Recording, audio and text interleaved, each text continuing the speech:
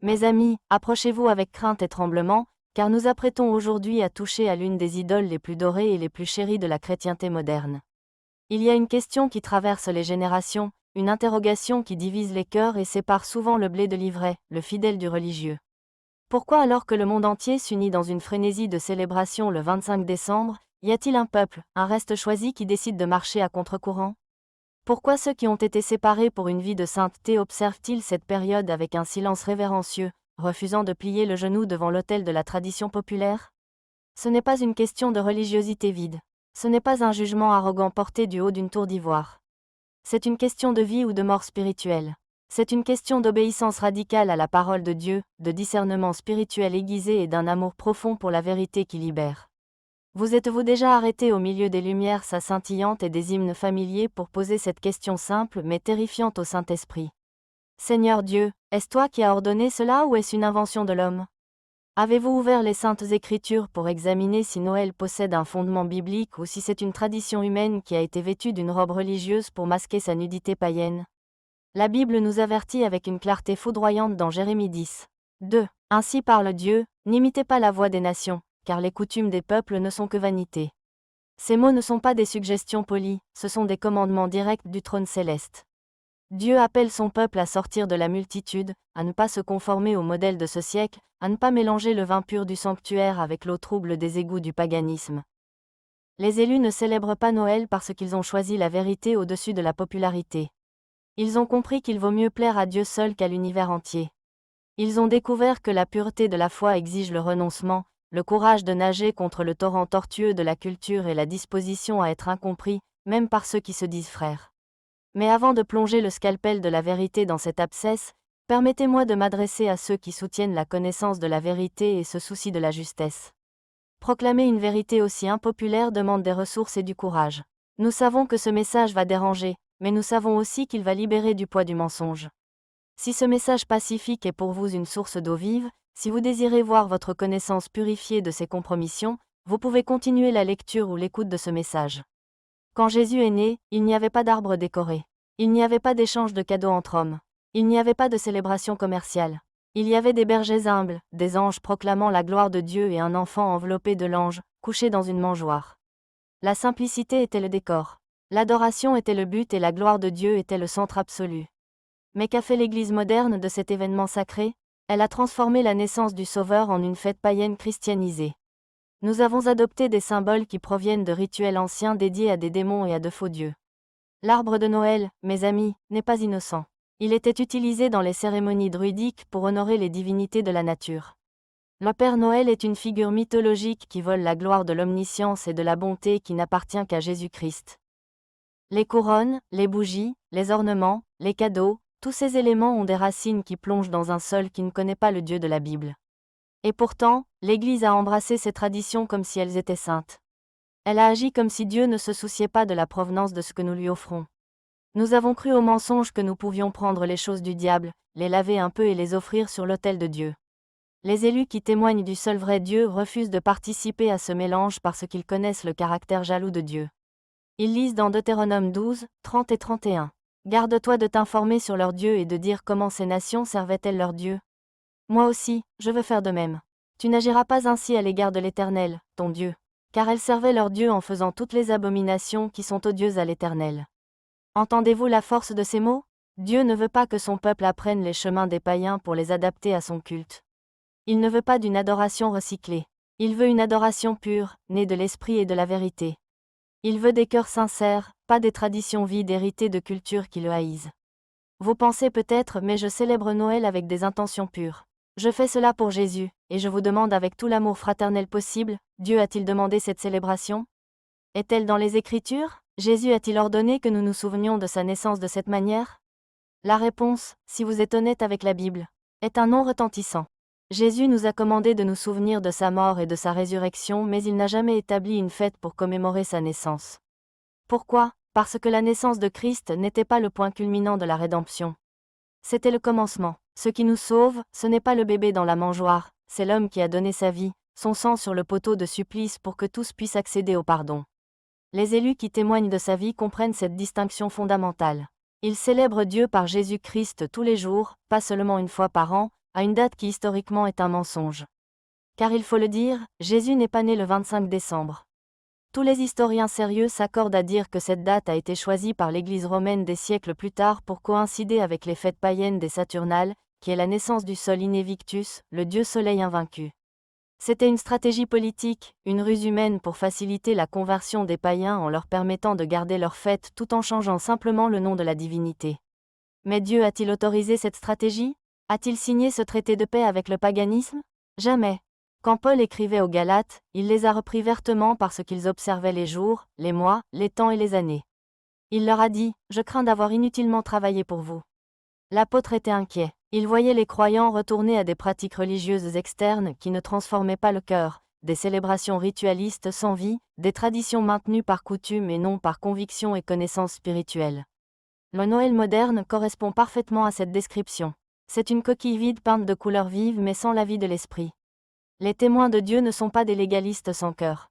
Ce sont des amoureux passionnés de la vérité. Ils ne rejettent pas Noël par orgueil spirituel mais par humilité devant la parole de vérité. Ils ne condamnent pas les personnes qui célèbrent mais ils enseignent avec amour de leur prochaine espérant que d'autres se réveilleront aussi à cette réalité pour un jour prochain être sauvés. Ils vivent selon Romains 12. Ils refusent de laisser le monde mouler leur esprit. Pensez au prophète Daniel. Il était sur une terre étrangère entouré de coutumes païennes, pressé de s'adapter à la culture babylonienne. Mais il a refusé de se souiller avec les mains du roi. Il a refusé de compromettre sa foi en Dieu. Daniel n'était pas radical par rébellion, il était radical par fidélité. Les témoins du Dieu vivant d'aujourd'hui sont comme Daniel. Ils vivent dans le monde mais ils ne sont pas du monde. Ils respectent les gens autour d'eux mais ils ne compromettent pas leur dévotion à Dieu pour obtenir une acceptation sociale. La vérité est que la majorité des chrétiens célèbrent Noël parce qu'ils l'ont toujours fait parce que c'est la tradition. C'est ce que tout le monde fait. Mais les témoins de la foi questionnent tout à la lumière des Écritures. Ils ne suivent pas la foule aveuglément. Ils demandent qu'est-ce que Dieu dit à ce sujet, et quand ils découvrent qu'une pratique, aussi belle et sentimentale soit-elle, n'a pas de fondement biblique et possède des racines pourries, ils ont le courage de l'abandonner, même si cela les rend différents, même si cela les isole, car il y a un coût à être témoin du vrai Dieu, la vérité qui délivre. Il y a un prix à payer quand on décide de suivre la vérité au-dessus de la tradition. Mais quel est ce danger exactement? Pourquoi Dieu appelle-t-il cela une abomination? Il faut pour cela examiner le cœur du problème, l'arbre, les symboles et le terrible danger du syncrétisme religieux. Nous verrons que Dieu ne partage pas sa gloire et que les bonnes intentions ne suffisent pas à justifier la désobéissance. Si le silence des Écritures ne suffisait pas à nous alerter, alors le vacarme de l'histoire et la clarté des prophètes devraient finir de nous réveiller. Beaucoup de chrétiens sincères disent, mais l'arbre de Noël n'est qu'une décoration inoffensive. C'est joli, ça met de la joie dans la maison. Où est le mal? Le mal ne réside pas dans le bois ni dans les épines du sapin. Le mal réside dans l'origine, dans la signification et dans l'interdiction divine. Le livre du prophète Jérémie au chapitre 10 versets 3 et 4 dit: Écoutez la description que le Saint-Esprit nous donne des pratiques païennes qu'Israël commençait à imiter. Car les coutumes des peuples ne sont que vanité. On coupe le bois dans la forêt. La main de l'ouvrier le travaille avec la hache. On l'embellit avec de l'argent et de l'or. On le fixe avec des clous et des marteaux pour qu'il ne vacille pas. Lisez cela attentivement. On coupe un arbre, on le rentre dans la maison, on le fixe pour qu'il tienne droit. On le décore, d'argent et d'or. Cela ne vous rappelle-t-il rien? L'histoire nous apprend que les anciens peuples des Babyloniens aux druides d'Europe adoraient les arbres toujours verts comme des symboles de fertilité et de vie éternelle survivant à l'hiver. Ils croyaient que des esprits résidaient dans ces branches. Ils les rentraient chez eux au solstice d'hiver pour s'attirer la faveur de ces dieux de la nature. Quand vous montez cet arbre dans votre salon, que vous le vouliez ou non, vous répétez une liturgie païenne vieille de 4000 ans ouvrant une porte au diable. Vous me direz, mais je ne l'adore pas et je vous crois. Mais Dieu ne nous demande pas seulement quelle est notre intention. Il nous demande quelle est notre obéissance. Il a dit, n'adoptez pas les coutumes des nations, et ne soyez pas terrifiés par les signes du ciel simplement parce que les nations sont terrifiées par eux. Car les coutumes des peuples ne sont qu'une illusion. Jérémie 10, 2 et 3. Il n'a pas dit, adoptez le chemin des nations et changez-en le sens. Il a dit, ne l'adoptez pas. Il y a un principe spirituel que nous avons oublié. Un principe qui traverse toute la Bible comme une ligne rouge sang. Tu ne dois pas adorer l'Éternel ton Dieu de cette façon, car ces nations font pour leur Dieu toutes les choses détestables pour lesquelles ton Dieu a de la haine. Elles brûlent même leurs fils et leurs filles au feu pour leur Dieu. 32 Tu veilleras à pratiquer toutes les paroles que je t'ordonne. Tu ne devras rien y ajouter ni rien en retrancher. Deutéronome 12 versets 31 et 32. Dieu nous dit explicitement, ne m'adorez pas comme les païens adorent leurs idoles. Les païens utilisaient des arbres, des dates solaires, des festins débridés. Dieu dit, je suis saint, je veux un culte saint. Ne prenez pas les outils du diable pour construire mon autel. Mais l'Église moderne dans son arrogance a pensé qu'elle était plus sage que Dieu. Elle a pensé qu'elle pouvait christianiser le paganisme. Elle a pris les Saturnales romaines, une fête de débauche et d'échange de cadeaux en décembre et a dit, mettons le nom de Jésus dessus et ce sera sanctifié. C'est une erreur fatale. Vous ne pouvez pas sanctifier ce que Dieu a maudit. Vous ne pouvez pas prendre un rituel dédié à Saturne, à Baal ou à Odin et le rendre agréable à Christ simplement en changeant l'étiquette. C'est comme mettre du vin nouveau dans de vieilles outres pourries. Les outres se rompent et le vin est perdu. Laissez-moi vous donner un exemple biblique terrifiant qui devrait glacer le sang de quiconque pense que l'intention suffit. C'est l'histoire de Nadab et Abiou, les fils d'Aaron, prêtres de l'Éternel. Lévitique 10. Ces deux hommes étaient oints. Ils servaient dans le tabernacle. Un jour, ils ont pris leurs encensoirs. Ils y ont mis du feu et de l'encens et ils l'ont offert devant l'Éternel. C'était un acte d'adoration. Ils voulaient honorer Dieu. Mais la Bible ajoute une petite phrase terrible. Ils apportèrent devant l'Éternel un feu étranger, ce qu'il ne leur avait point ordonné. Ils ont improvisé. Ils ont utilisé un feu qui ne venait pas de l'autel sacré. Ils ont voulu adorer Dieu à leur manière avec leur propre méthode. Quel fut le résultat? Alors le feu sortit de devant l'Éternel et les consuma. Ils moururent devant l'Éternel. Dieu a-t-il changé? Jésus-Christ n'est-il pas le même hier, aujourd'hui et éternellement? Hébreux 13, 8. Si Dieu a frappé de mort Nadab et Abihu pour avoir offert un culte non ordonné, pensez-vous qu'il sourit aujourd'hui quand nous lui offrons une fête enracinée dans le culte des démons? Noël est un feu étranger. C'est une flamme allumée au brasier de Babylone, pas au chandelier du temple. C'est une invention humaine que nous présentons avec fierté à un Dieu qui ne l'a jamais demandé.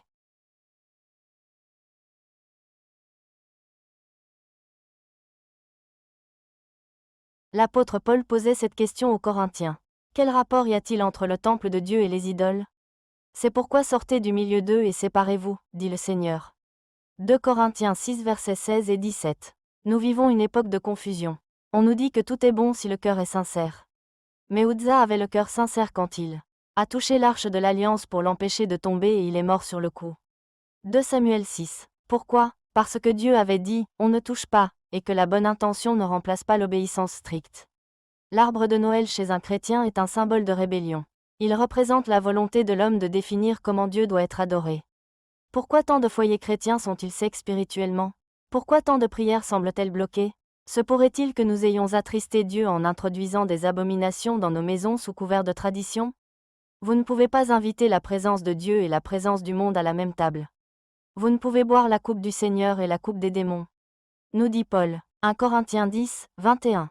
C'est un langage dur, je le sais, mais c'est le langage de l'amour jaloux. Un mari qui aime sa femme ne supporte pas qu'elle porte le médaillon d'un ancien amant. Dieu qui aime sa congrégation ne supporte pas qu'elle se pare ainsi. Mais le problème de Noël ne s'arrête pas au symbole païen. Il va plus loin encore. Il s'attaque à la vérité même que nous enseignons à nos enfants. Il introduit le mensonge au cœur de la famille chrétienne. Le grand mensonge du Père Noël est la trahison de la confiance de nos enfants. Comment pouvons-nous espérer qu'ils croient en un Jésus invisible si nous leur avons menti pendant des années sur un Père Noël invisible? N'est-ce pas là justement la manœuvre du maître de ce monde pour un temps, qui s'appelle Satan et Diable? Nous avons parlé des arbres et des feux étrangers, mais maintenant nous devons franchir le seuil de votre propre maison et regarder dans les yeux de vos enfants. Ce mensonge est un poison sucré que nous administrons à nos propres fils et filles, une fable que nous défendons avec acharnement sous prétexte de magie de l'enfance. Je parle bien sûr du mythe du Père Noël. Vous me direz, oh, ce n'est qu'un jeu, c'est innocent. Est-ce vraiment innocent? La Bible déclare que le diable est le père du mensonge. Jean 8, 44. Elle déclare qu'aucune fausseté ne vient de la vérité. 1 Jean 2 verset 21. La parole de Dieu est vérité. Comment au nom de tout ce qui est saint pouvons-nous penser honorer le Dieu de vérité en racontant un mensonge délibéré à nos enfants année après année? Regardez ce que nous faisons. Nous regardons nos enfants dans les yeux, ces petits que Dieu nous a confiés pour les élever dans la discipline et l'instruction de la vérité biblique. Et nous leur mentons. Nous construisons un univers fictif et donc mensonger. Nous fabriquons des fausses preuves par des décors et des artifices. Nous mangeons les biscuits pour faire croire qu'un être magique est passé. Et pire encore, nous attribuons à ce personnage fictif les attributs de Dieu lui-même. Réfléchissez-y un instant. Qui est omniscient, qui sait tout?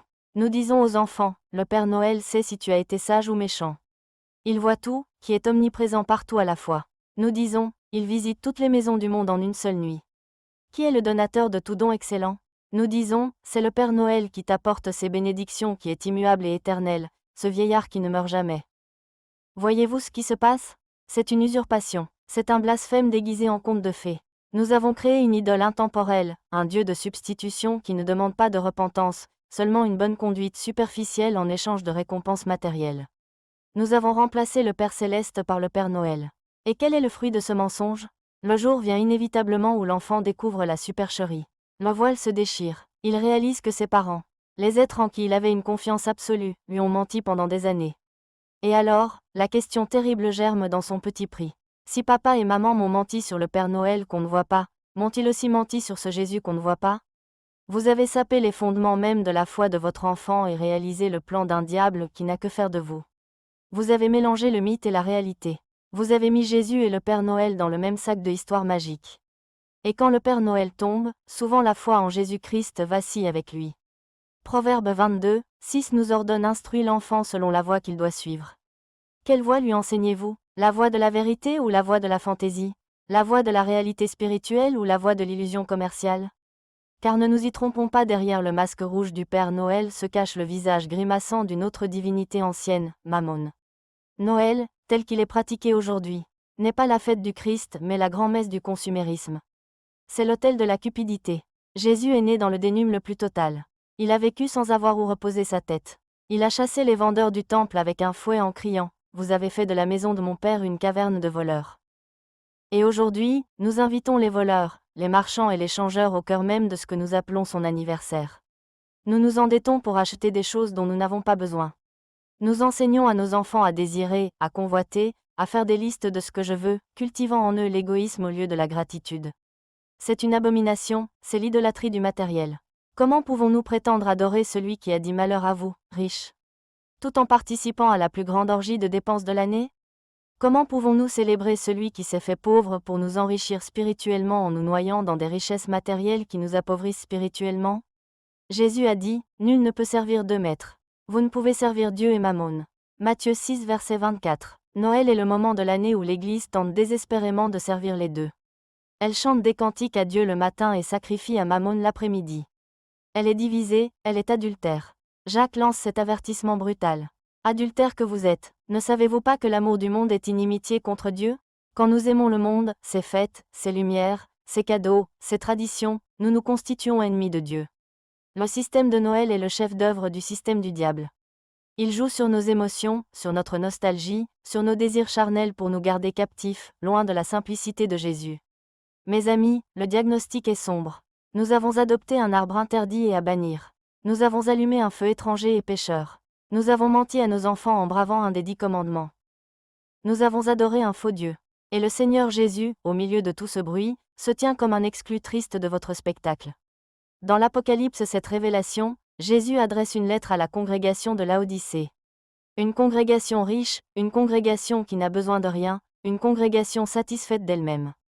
Et c'est à cette congrégation qu'il dit, parce que tu es tiède, je te vomirai de ma bouche. Le christianisme de Noël est un christianisme tiède. C'est un mélange, c'est un compromis. Comment sortir de cette tiédeur? Le refus de célébrer Noël n'est pas une perte, mais le début d'une vie chrétienne en conformité, approuvée, bouillante et authentique. La vraie joie ne se trouve pas sous un sapin, et si Noël est un arbre aux racines empoisonnées, il ne suffit pas de tailler quelques branches. Il ne suffit pas de dire « je vais garder le dîner mais enlever le Père Noël » ou « je vais garder l'arbre mais mettre une crèche dessous ». Double point. Non, Jésus a dit « tout arbre que mon Père Céleste tu n'as pas planté sera déraciné ». Matthieu 15 verset 13. La solution biblique face à l'idolâtrie et au mélange n'est jamais la négociation, c'est toujours la séparation. C'est ici que le bât blesse. C'est ici que beaucoup d'entre vous, convaincus dans votre esprit, hésitez dans votre cœur. Vous avez peur de la solitude. Vous avez peur du regard des autres. Vous avez peur d'être étiqueté comme un fanatique, un rabat-joie, un extrémiste. Sortir de la confusion religieuse est l'appel le plus constant de l'histoire du salut. Abraham a dû quitter Ur et la maison de son père pour suivre Dieu. Moïse a dû quitter les palais d'Égypte pour s'identifier au peuple de Dieu. Les apôtres ont dû sortir du judaïsme ritualiste pour suivre Jésus, l'envoyé de Dieu le Père. Et aujourd'hui, la parole de Dieu crie à l'Église moderne, sortez du milieu d'elle, mon peuple. Apocalypse 18, 4. Sortez de Babylone la grande. L'apôtre Pierre nous appelle une race élue, un sacerdoce royal, une nation sainte, un peuple acquis. 1 Pierre 29. Vous ne pouvez pas être saint si vous êtes fondu dans la masse. Si votre christianisme vous permet d'être parfaitement à l'aise avec le monde pendant ces fêtes païennes, alors votre christianisme n'est pas celui enseigné par Jésus. Jésus a dit si vous étiez du monde, le monde aimerait ce qui est à lui.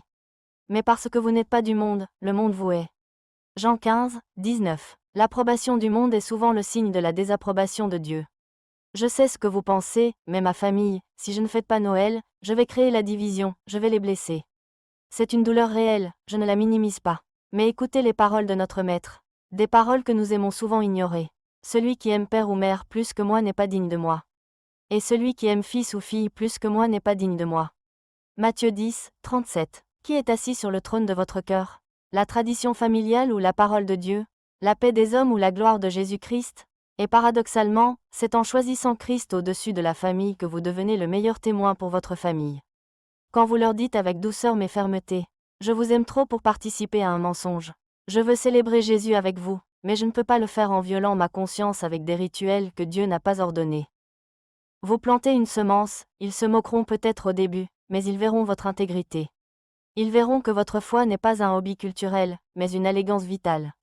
Et ne croyez pas un instant que renoncer à Noël signifie renoncer à la joie. C'est le grand mensonge du diable. Il veut vous faire croire que la sainteté est triste, que l'obéissance est morose. Au contraire, ceux qui sont sortis de Babylone la Grande ont découvert une joie que le monde ne connaît pas. Ils ont découvert la liberté de ne plus être esclaves du calendrier. Ils n'ont pas besoin d'attendre le 25 décembre pour adorer Dieu le Père. Ils vivent dans l'émerveillement quotidien du Verbe fait chair, Jésus, son Fils unique. Ils amassent des trésors dans le ciel. Ils ont découvert la liberté de la vérité. Ils regardent leurs enfants dans les yeux, sans avoir à maintenir une fable mensongère. Ils bâtissent leur maison, leur famille sur le roc et non sur le sable des mythes. Il y a une beauté sauvage et glorieuse dans le christianisme qui refuse de se conformer. Partout dans le monde, Dieu est en train de réveiller son épouse. Il y a des milliers et des millions de chrétiens qui ouvrent les yeux, qui rejettent les traditions humaines et qui reviennent à la simplicité de la vérité biblique. Mais attention, la connaissance de cette vérité apporte une responsabilité terrifiante. Jacques 4, 17 nous dit, « Celui donc qui sait faire ce qui est bien et qui ne le fait pas commet un péché. » Hier, vous pouviez plaider l'ignorance. Vous pouviez dire, « Je ne savais pas que c'était païen. Je ne savais pas que Dieu haïsait le mélange entre tradition païenne et religiosité. » Dieu dans sa miséricorde passe par-dessus les temps d'ignorance. Mais aujourd'hui la lumière a brillé. Vous savez, vous avez vu les Écritures, vous avez entendu l'avertissement.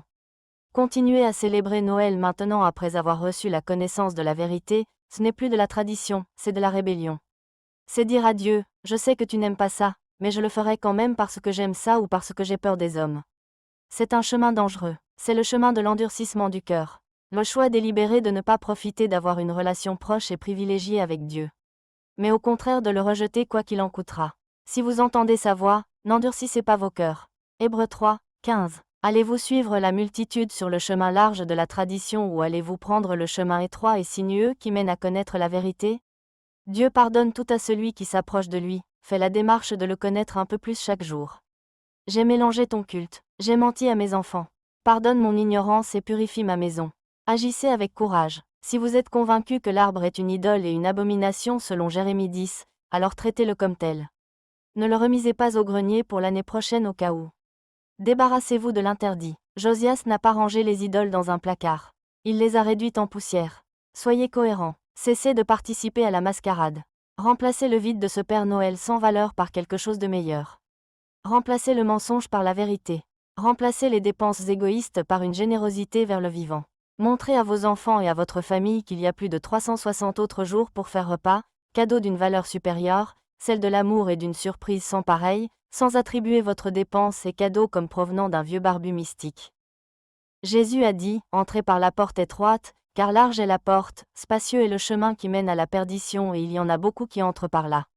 Mais étroite est la porte, resserrez le chemin qui mène à la vie et il y en a peu qui les trouvent. » Matthieu 7 versets 13 et 14. Ne craignez pas, celui qui vous appelle est fidèle. Il a promis, « Je ne te délaisserai point. Je ne t'abandonnerai point. » Quand vous perdrez l'approbation des hommes, vous sentirez le poids glorieux de l'approbation de Dieu.